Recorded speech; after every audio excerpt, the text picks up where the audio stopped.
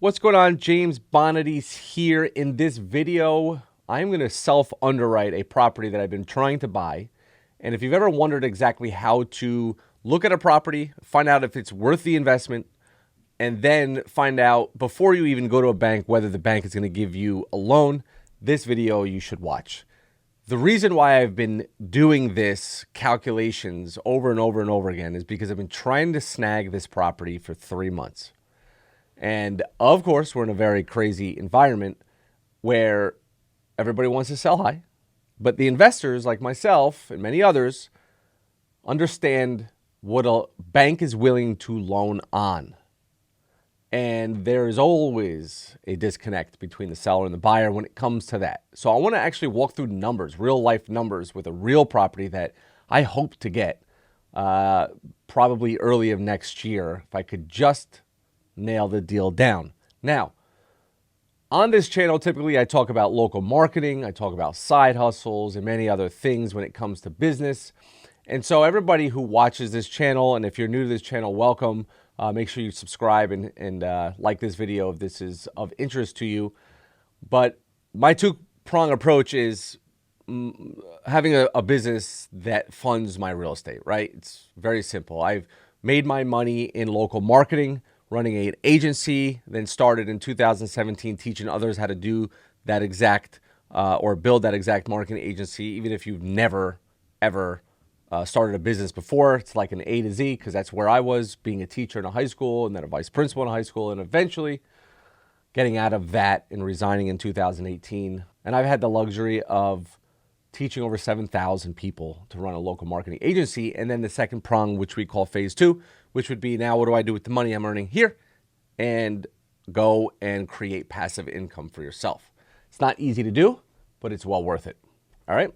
So let's jump right in it. So you can see on my screen right here, I'm probably going to get a lot of comments in regards to the type of area I'm investing in. This area, believe it or not, it's a good area. It's a good place to be. It's a good investment. And this is the building right here. If I go around the corner, let's see here. It wraps around here all the way down to about here. I would also like to probably put another 2 apartments up here. Either way, I've been in this in Passaic, New Jersey. I've owned properties. Father owns a lot of properties, and it's just a hardworking people, nice families. But there's some buildings that are just run down. All right, and this is the case in this property. Little run down. I'm figuring about $200,000 of slowly updating everything. It doesn't have to be done right away because the building is running and it's cash flowing now. All right, so the story behind this building is, and let me jump over to my spreadsheet. I already got all the numbers laid out. The story behind this building is the lady's mother owned it. She passed away 6 months ago, maybe, wants to sell it. And market is, as we know, it's coming down.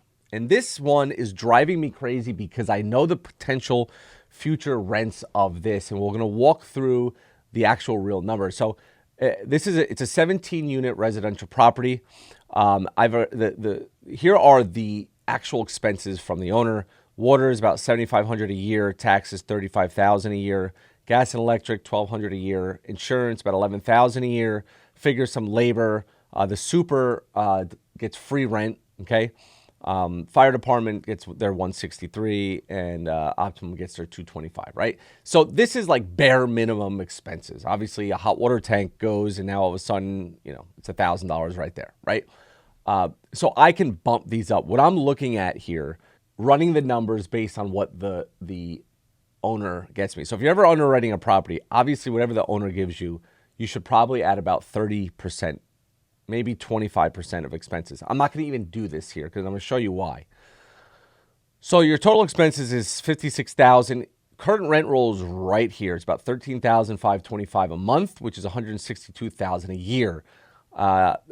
Net operating income is after all expenses paid. What am I left with to operate the building? Okay, that's what your NOI is, and that's how people use.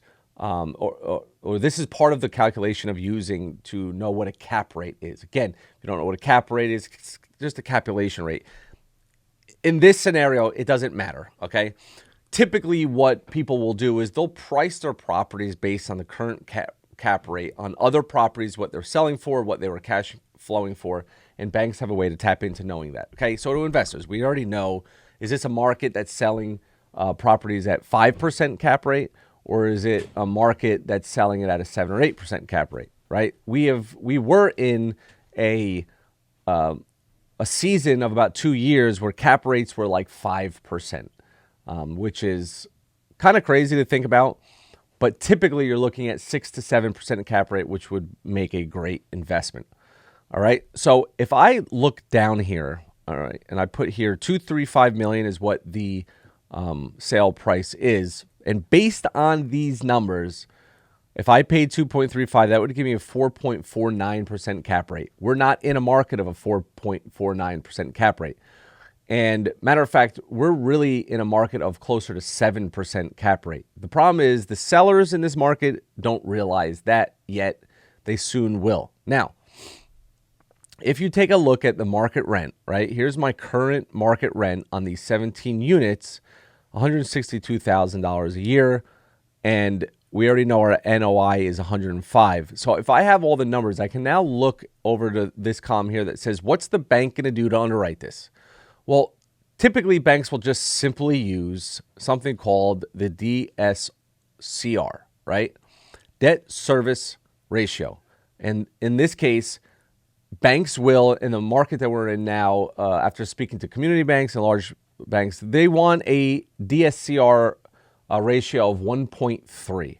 And typically that is just NOI over what the debt is going to cost you. Simple calculation, and that's what they do.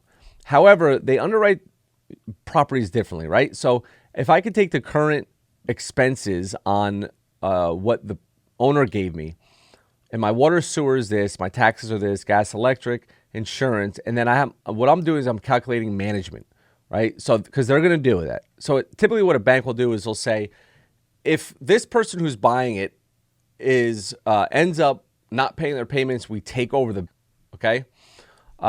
We need to get management in place, so that's what our cost is going to be. So they're going to factor in a management fee of about 7% of gross rents, and they're definitely going to calculate a vacancy of about 5% vacancy. They may even go higher in this day and age. I'm using 5% here. And typically these are the expenses that they're going to look at. So if I use the bank's underwriting methods, that gives me a total expenses of $73,620 compared to what actual expenses are. Okay, when I say actual, it's like what the current owner is telling me. They're going to calculate this. Okay, then they're going to look at the total income of what the current rent is, and it's $162,000.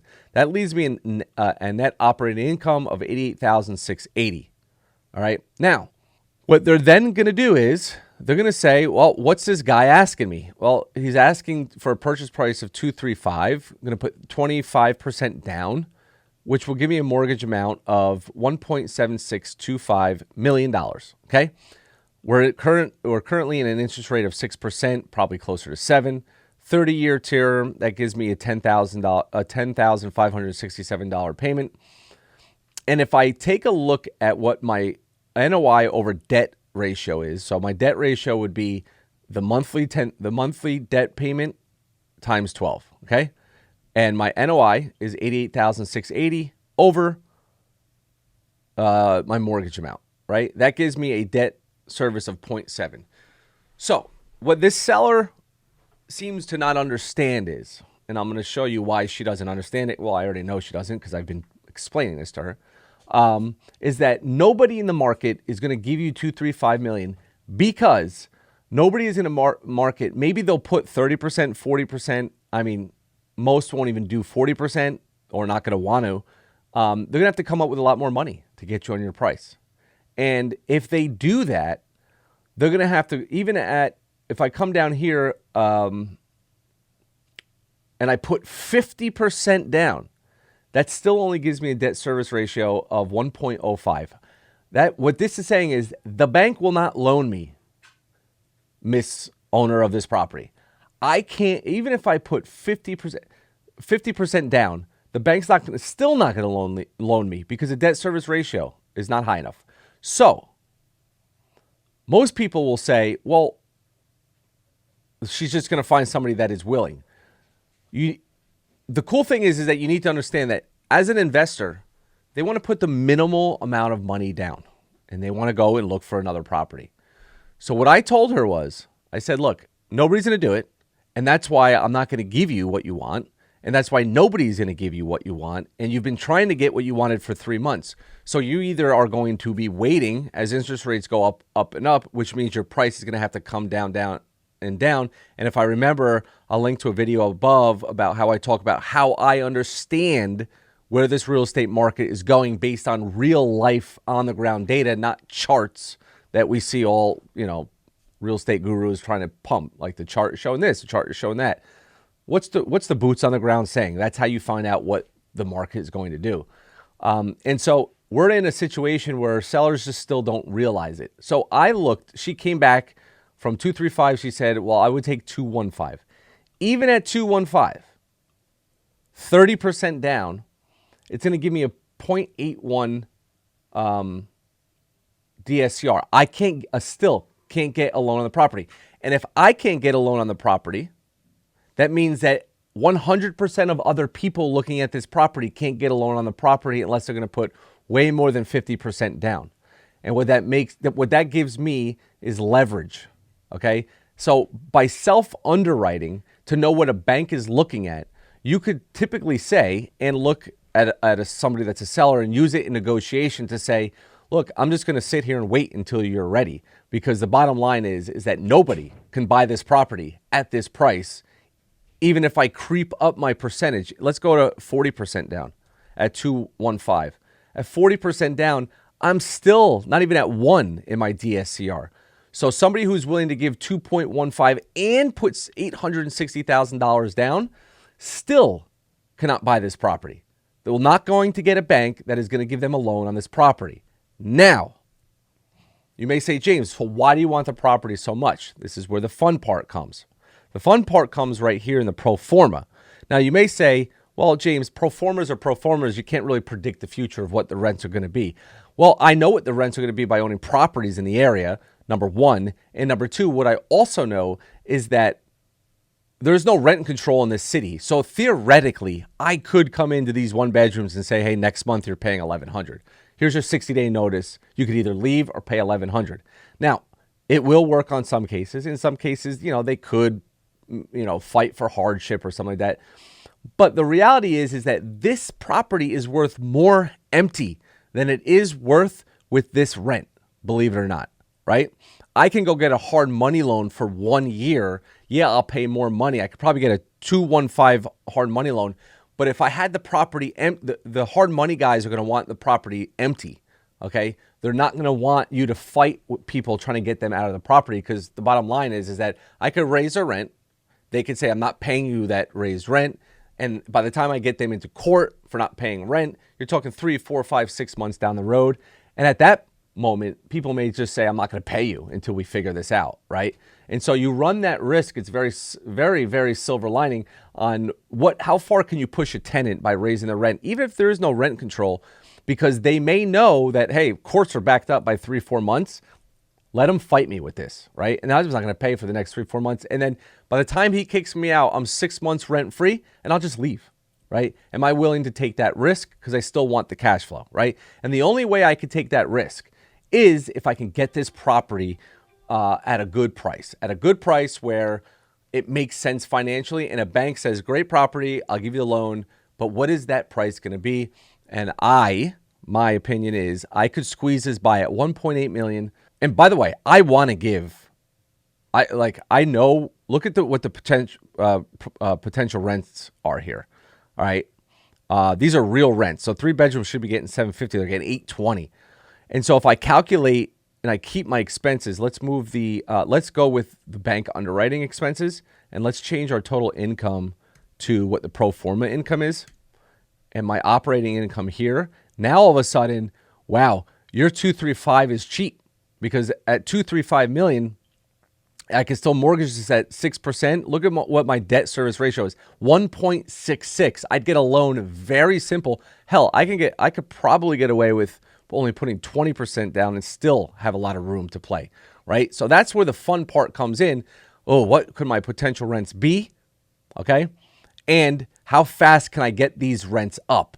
This is why I want to buy the property, because I know what it can bring in at 1.8 million. Let's come over here and change the price to 1.8 million. We can put more down now. Let's put 40% down. I could get away. Wait, where's my NOI? Let's change my NOI. I'll cover the debt service ratio. And that's what my offer was. It was 1.8 million. I was going to put 40% down to make sure my coverage covers. And if I can get it for this, and I have a $6,000 payment, I'm still profiting, and I still have to look forward to the future. And that is a bright future. If I could pick up this property, if I could just pick this property up, I would be one happy. And then what I'll do is, if I could pick it up here, and then what I'll do is, as people move, we fix up the apartment. Maybe we try to pay some of them off to leave, or we raise our rent, not too much, but a little bit, you know, like $250 based on what I could raise it. Like this one, I could raise $600 and just say, look, we'll go $200 this month. Because even if I can raise everybody $200, that's still $3,400 a month. That changes things as well. So that's how I underwrite. That's how I underwrite based on my own underwriting, and then based on what I know the bank is going to do. Can I get the loan? If I can, let's move forward. If I can't, we got to negotiate lower terms. And if I lose it, I lose it. I hope to do a video in the future that this property will be under ownership of myself, or my LLC, I should say. Hope this works out. And if you want to know exactly the side hustle that I've started, or the business that I've been running, there'll probably be a link in the description of exactly how do you get yourself from working a 9 to 5 to making enough money to be able to actually invest in real assets in order to eventually be able to just live off of passive income from real estate. All right, guys, hope this video was informative. And if you have any questions, just comment down below, like and subscribe, because there's more videos coming. Thanks.